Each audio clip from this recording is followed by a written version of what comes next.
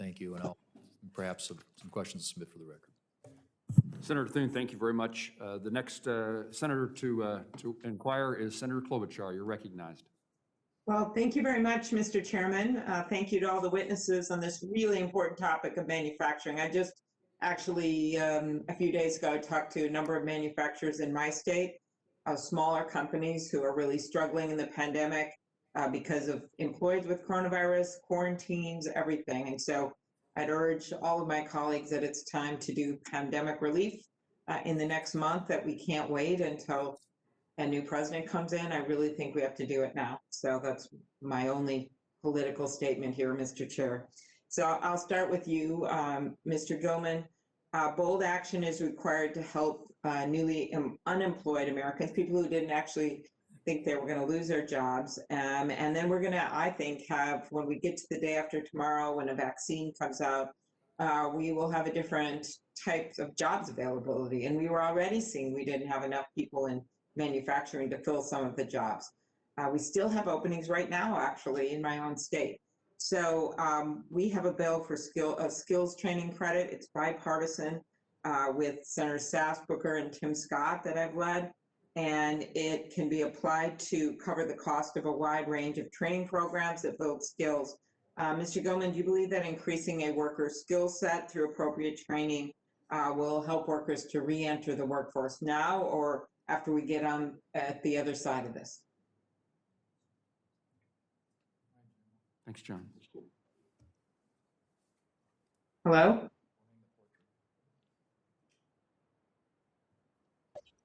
I'm not sure, Senator, that Mr. Gilman is still there. Let me just say Okay. that's critical. If we don't have the skills, we can't meet the needs of the manufacturers to get things back online, get people back to work, and meet our needs. Very good. Anyone else want to chime in on this? Thank you, Mr. Wessel. That was very kind. On the virtual environment, huh? Hi, Senator. This is Tiffany Stovall. Yeah. I'd like to comment on that as well. One of the things that, so we know that the workforce issue is one that's ongoing. It's not new to the COVID pandemic, obviously. Finding skilled workforce has been a challenge for manufacturers for quite some time, and I think the manufacturers on the call would agree with that.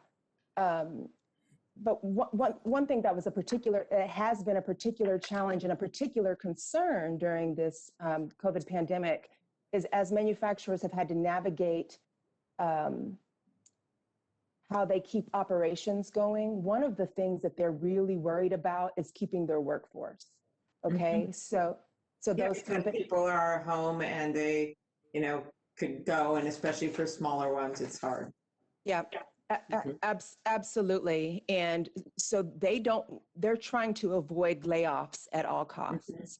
So as we have helped, and I know it's not just us, just KMS, the Kansas Manufacturing, the Kansas MEP, but other MEPs across the network, we have really been hands-on and helpful with manufacturers trying to get them access to the PPP and other resources that are available to them so that they can stay open, Okay. keep their folks employed. All right, very good, thanks. And I'm a big fan of that MEP, and thank you for the work you do.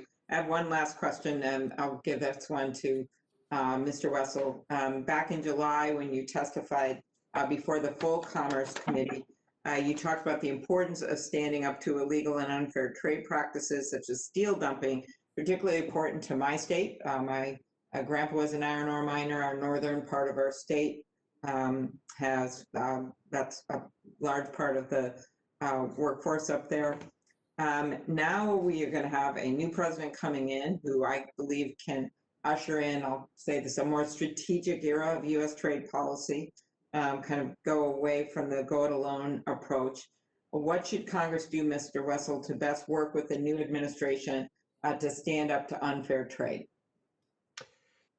Well, thank you for your question, and that is the $64,000 or $64 trillion question, I guess. Well, first of all, is not move quickly to dismantle what this administration has put in place. As you noted, there's questions about strategy, but that strategy must be based on a long-term approach and not simply responding to the tactics of the day. As you know, clearly, overcapacity in steel, in aluminum, in fiber optics, and 15 or 18 other industries, mostly caused by China's economic policies, is what is threatening so many industries. We need specific disciplines that are enforceable, and those need to be done in a multilateral setting. But we have not had enough support from our allies and partners in the past. We've had, as you know, the Global Steel Forum and the OECD Steel Committee. I think they now understand that America is serious about addressing unfair trade. We want to do so with their support and in cooperation. And I believe Congress is going to be a strong bipartisan partner with the incoming administration to do that. But no one should be, confused by America's resolve to support our producers and our workers. That is steadfast. The question is what the long-term strategy is. Okay, very good. Thank you. Thank you, Mr. Chair.